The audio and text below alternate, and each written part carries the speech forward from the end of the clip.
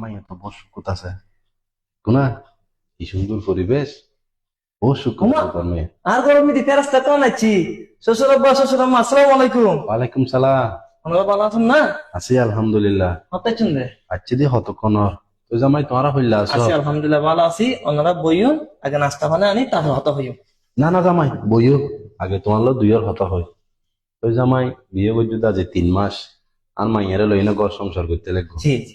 আর মাইয়ের সম্বন্ধে তুমি হদ্দু জানিলা।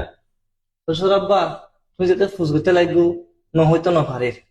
তোমার মাইরে বিয়ে করি সর্বপ্রথমে বুঝতে দিলাম দে আর মার মতো হারাম মহিলা এই এলাকার মধ্যে আর বোন বেশি হারাম নাই হওয়া। আর বোন আস্থা ফসাতি এটা হলো ওর বাড়িতে ফুন্দি ফুন্দি আর বড় হজ্জা লাগাতে।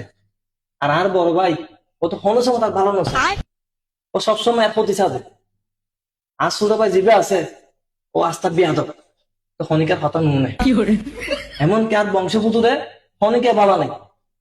শেষ মেশ আরো বুঝতে দিলাম দে আমি নিজে ওকে কাপুরুষ তোমার বংশ বেকুন ফেরস্তা বেকুন আল্লাহ নিজে হাতে বানাই দে। এরকম ভালো মানুষ সমাজের মধ্যে আর নাই।